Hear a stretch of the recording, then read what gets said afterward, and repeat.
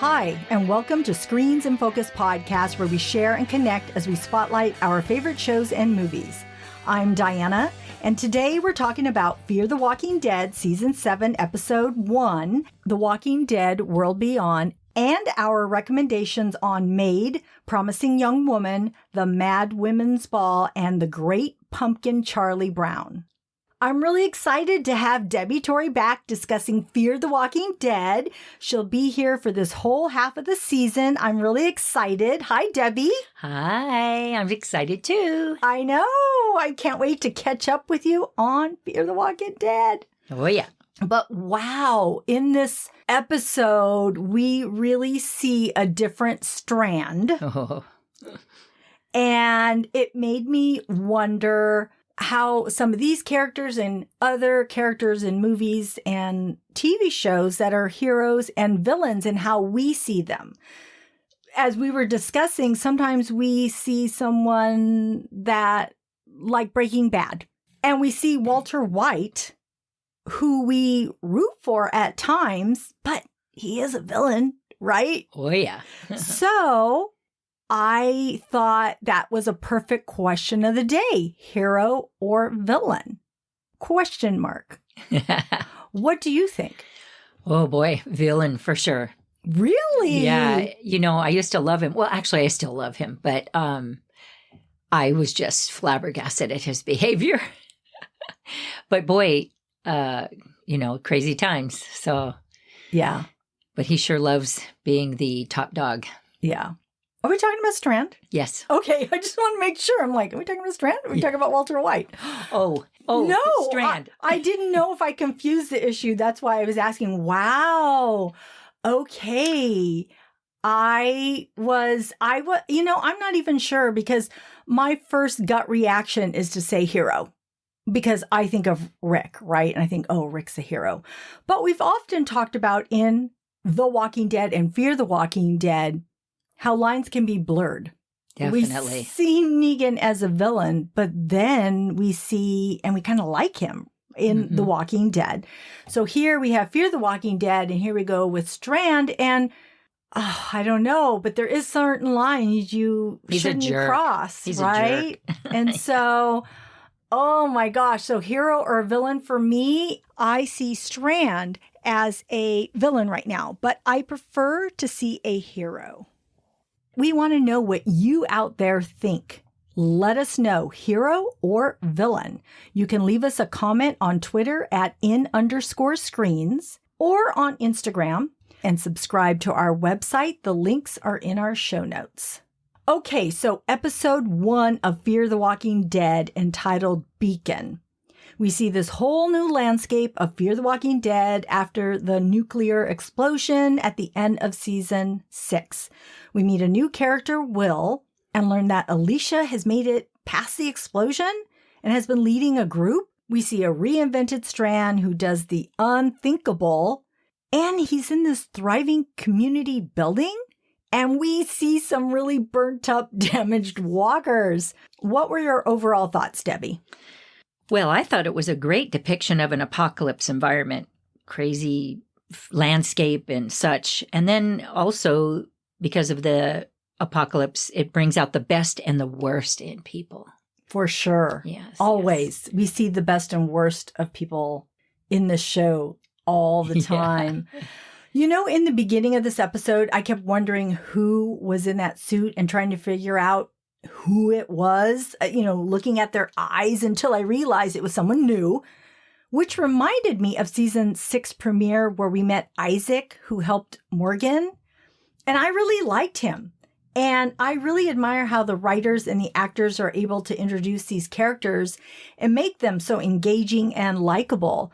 I really liked Will and was excited that Alicia might have this love interest, although I know there's still Wes, which is funny because Alicia seems to have these love interests with men who have one-syllable names and they both start with W. Oh, my God. Right? Yeah, that's funny. Wes and Will. Anyways, back to Will. I was so in it with him while he was looking for the food, and I felt his desperation and hopelessness, and I felt for him. He was ready to give up, but then he saved and picked up by some people as he wonders who they are, and we wonder who they are. And then after decontaminating him, they bring him to Strand and feed him a huge pile of spaghetti. Yes. And like you, I too was wondering who that masked person was. And I felt his desperation as well. Boy, and then Strand. Oh my gosh, he's such a jerk. And the extravagance of Victor's world and the regime, to me, it was just disgusting. And then how the guy who lived there first, by the way, just gave up. He seemed to just give up and give in and let Strand take over. So he must be a little weak or something. And then I also was thinking, where did all these other people come from? And how come they're not burnt or damaged, So they must have been close by and in a safe spot not to be affected by that blast. And then I kind of like how he wears his military outfits. He's so flamboyant. And he's such a narcissist. Oh my gosh. And also, if we didn't have history with Strand, I would say, oh boy, here we go, another cuckoo villain. For sure. And then I thought it was interesting that he said a few times, I have everything I need, in his way. And then I loved it when he had that umbrella and he's walking around with the umbrella. I'm like, oh my gosh, Strand, only you. And then I thought it was odd that he went away from his compound to search for Alicia, but of course that's part of the story. So, and then at times he dropped the accent and the flamboyant speech that he had, and then it returned it back in the end of the movie. So anyway, just his character he's very good at his character. Yeah. I've wondered too about him leaving the compound, but I thought, well, he's been out in the world. He knows how to get along and how to survive. But I did wonder about that too. And I also wondered about that, the historian that he had met at the end of season 6, about him just giving up everything, all those works of art and just the whole place that used to belong to him. Yeah. But he believes in Strand, I guess. I don't know. And I kept wondering about Strand. Like, he's become warped.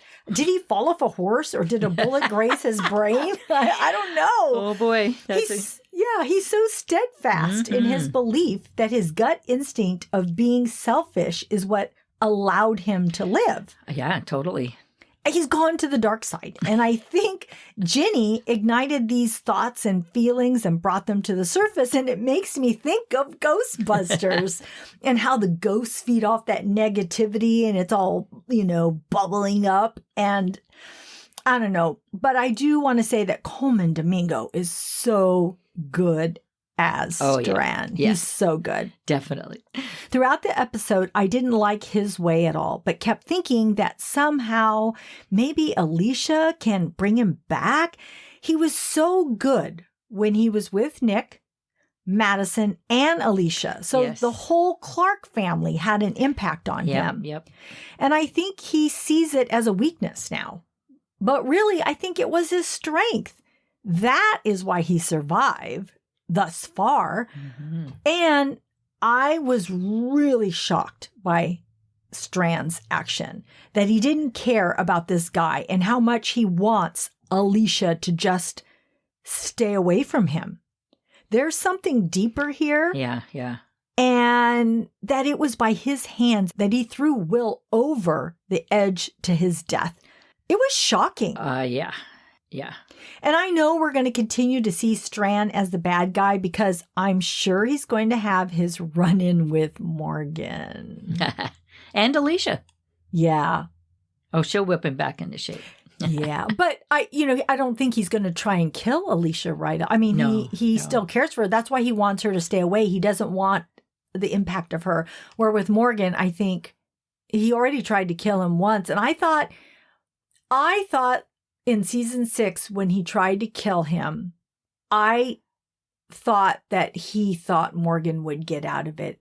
He was just leaving him to fend for himself. Well, that scene didn't make sense to me either. Not to go back on that episode, but that scene did not make sense to me. Why would Strand do that. But now I'm wondering, did he maybe he does want Morgan dead. But why? Maybe because he doesn't want him to get in his way. He wants to keep doing things the way he does them. He said, he tells that other guy that Morgan failed. He couldn't do what I'm doing. It was not a reason to kill him. I know. Yeah, kind of strange. But, I mean, here he killed Will just because he doesn't want Alicia to, he wants Alicia to have no reason to forgive him. Yeah. Crazy. Yeah. What other thoughts or tidbits did you have, Debbie, in this episode? Well, that possum in the beginning was so gross. And then he eats it. Oh. He had to eat, though. Yeah. And then some other things. I didn't see consistency on wearing the masks. So I need to do a little research on, fallout after a nuclear bomb or something toxic, because it just seemed like they would wear them and not wear them.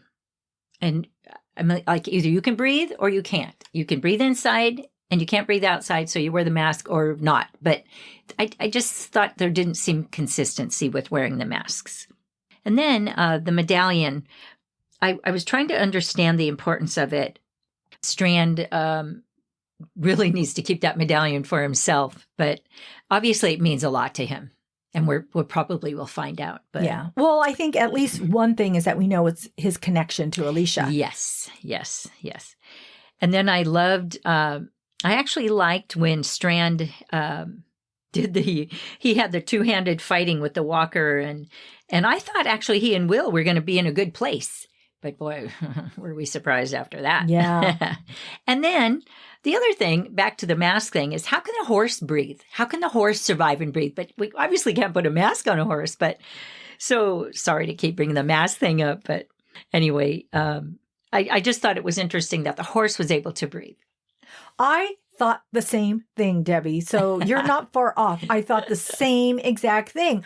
Thought the horse is trotting along. It breathes in just like the rest of us. It's going to die just like everybody else. So from what I gathered, they can breathe somewhat out, but you just can't breathe too long out there. Oh. So. Okay. That's my interpretation of that. And then the Padre. Did I miss something, or was there a reference in a past? So that's another little mystery to me, Padre. Right. And I think Padre means father or like a priest, right? Yeah. Okay. One of the two, yeah. Okay.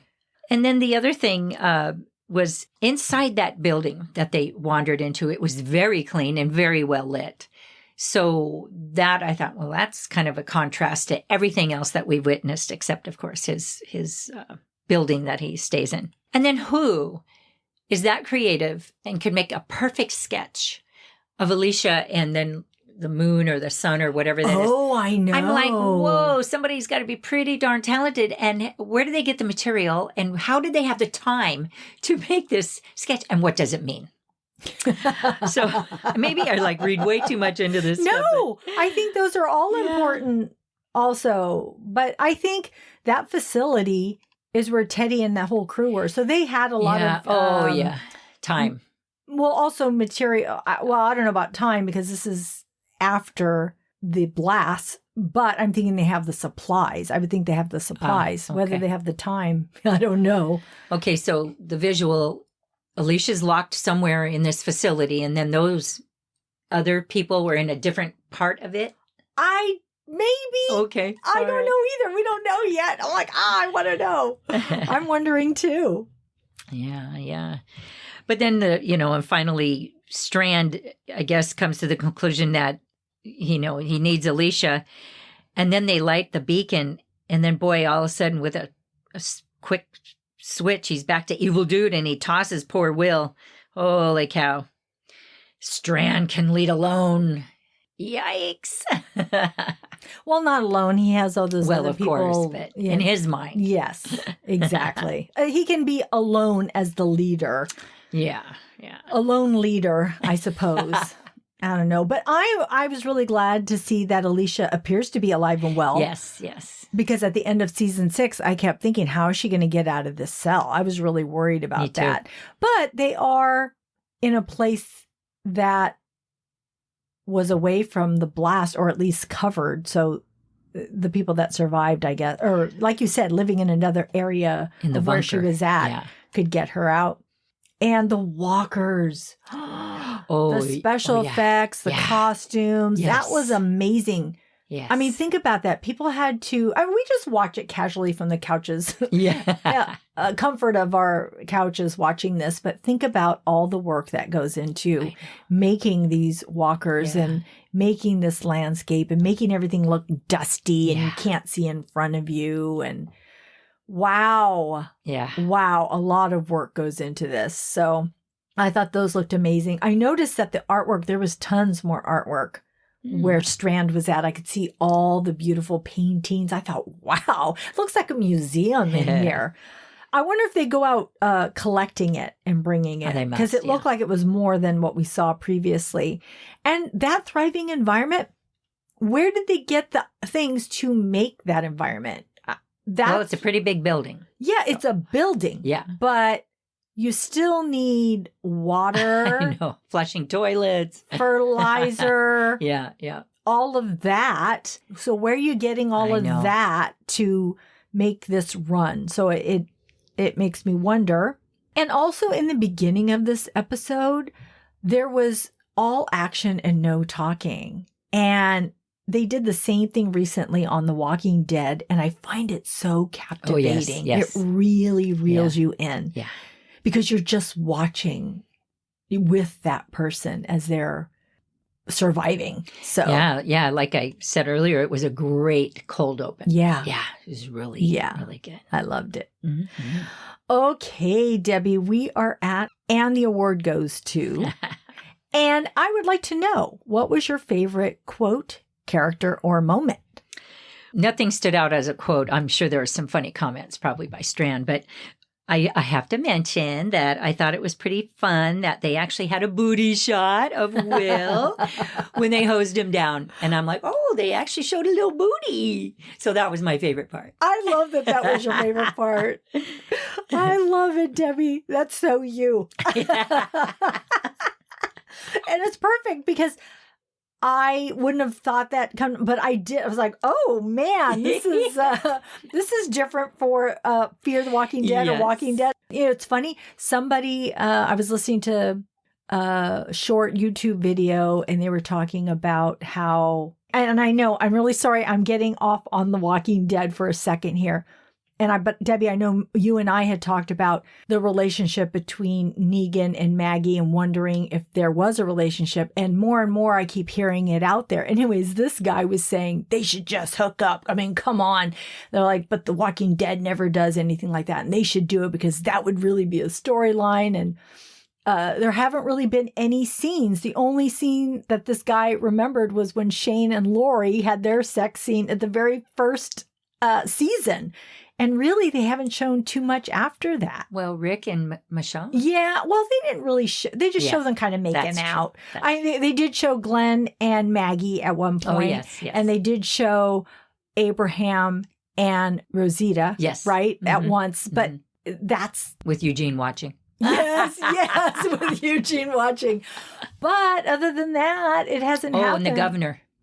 Oh, yeah, the governor. And no, what's her name? That's all on The Walking Dead. So, that's right. So Fear hasn't, I mean, they've had some romantic things, but.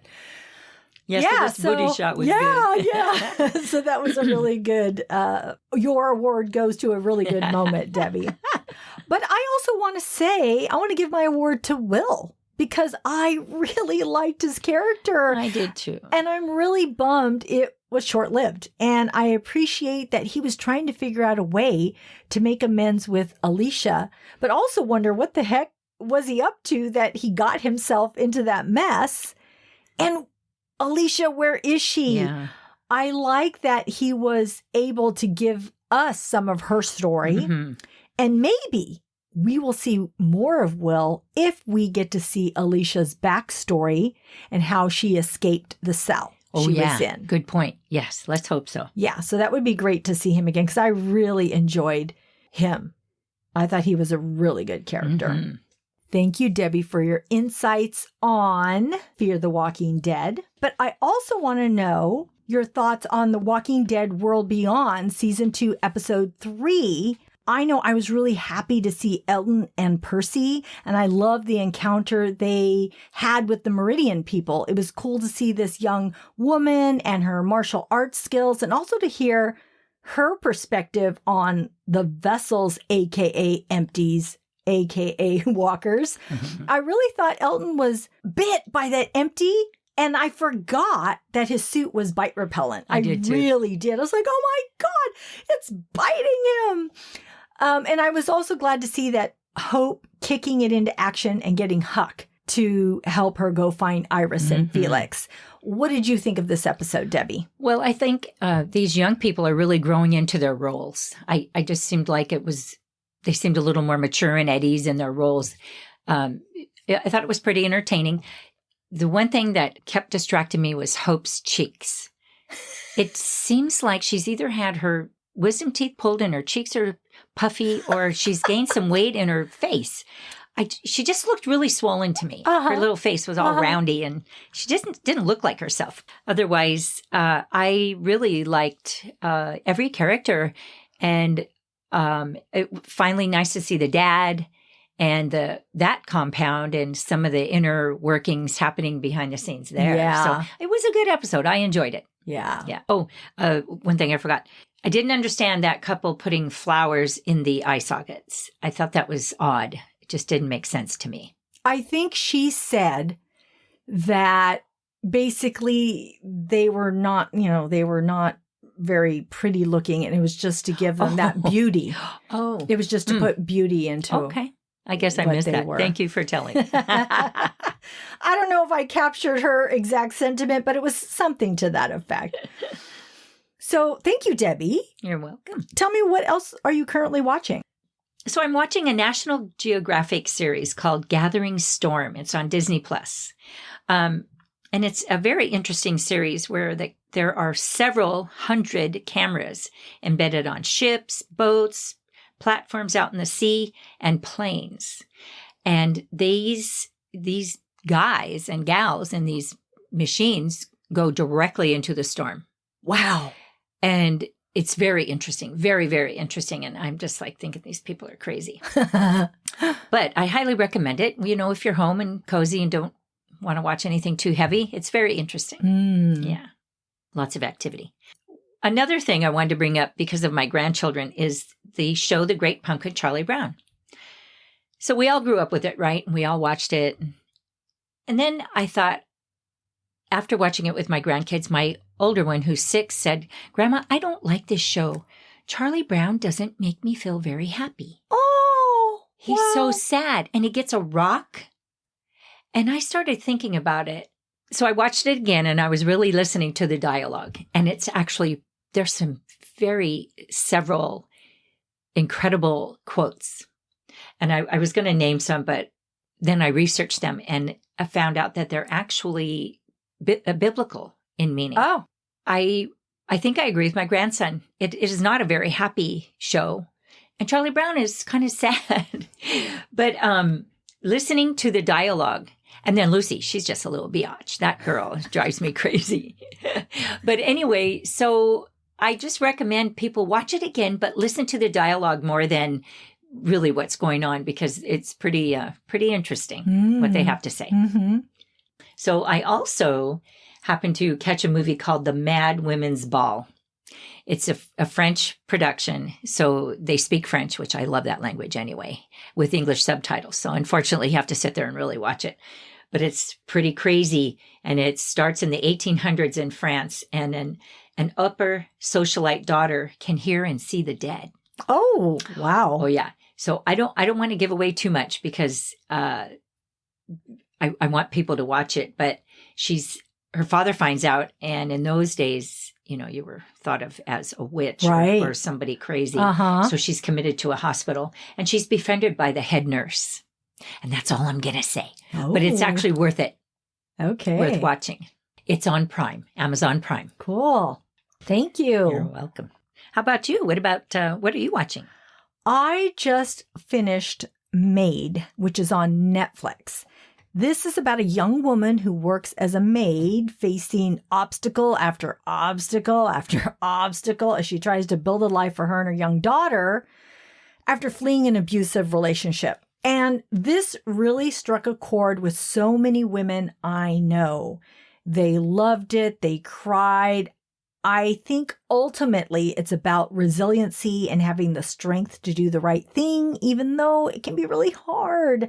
It was, I really wanted to keep watching it. I would watch several episodes and then I'd have to go to bed. I'm like, oh, I want to go see what happens. I was really curious to see how this young woman navigated it, because what I really liked was that she would make such a minimal amount. Let's say she'd make $10 an hour and she would have to buy her own supplies. And so you would see off to the side of it go ding, and it would say, let's say she worked 4 hours, it'd be $40. And then you'd see her go to the store and it'd be like minus, $12.50. And then she'd put gas $5 and it'd be a minus $5. And then she would go to buy something else and then it would go, but like she ran out of money and she'd put it back. So it was really kind of cool. It would kind of keep this tally of in her mind what she could afford and what she couldn't afford. Oh my gosh. It was really heart-wrenching. It was one of those things where you can't get a job unless you have an address, but she doesn't have anywhere to live until she can give a paycheck to show she has a job. And it's like, what comes first, the chicken or the egg? Oh boy. You can't get ahead because no one wants to give you housing and no one wants to offer you a job. And it's just showing a lot of struggles. And so I think it just brought it to light. But it's interesting. Watching her clean, I was sort of inspired. I'm like, I never cleaned that good. So I got my scrub brush this weekend and I was like scrubbing things. I'm all, I feel like the maid. And I was scrubbing away. Is it a feel-good movie? No, Okay. Not really. It's about her struggle. Okay. And, well, in a way, I mean, it shows her resiliency to keep going. So yes, in that regard, yes, it's, but it does show her struggles and what she has to go through. So if you're feeling all sad or melancholy, don't watch it. It's not the saddest thing, but it's not uplifting. It has some of both. Let me just put it that way. But I feel like the characters are really relatable. Her mother is played by Annie McDowell. Oh, I love her. And what's funny, I didn't realize this, but the main character is Margaret Qualley. That's her daughter. So this was mother and daughter, and I had no idea until I was at the end. And her mother is bipolar. And so her mother can't really help her out all the time. Boy. And so they show that struggle. Wow. And she has issues with her father. And of course, her boyfriend, or I think it's her husband, the father of her child, she has this relationship that's abusive. But they show him also trying to get help. So I like that it feels realistic. Wow. Like the boyfriend, the husband, which I really like that actor, by the way, he has his ups and downs, and you kind of feel for him at times. Like you want him to succeed, and you're like, oh, but he's trying. But you know that she can't go back because they're just not meant to be together. But I'm not going to give away too much more. You should just watch it. Ooh, I'm going to. It's pretty good. It's on Netflix. I also watched, finally, Promising Young Woman on HBO Max. Carey Mulligan is so good in this movie. It has multiple Oscar nominations and one for Best Original Screenplay. She plays a young woman traumatized by past events, seeking vengeance. It's very original and shocking, fun and thought-provoking. I kept thinking about this movie days after watching it. It was really good.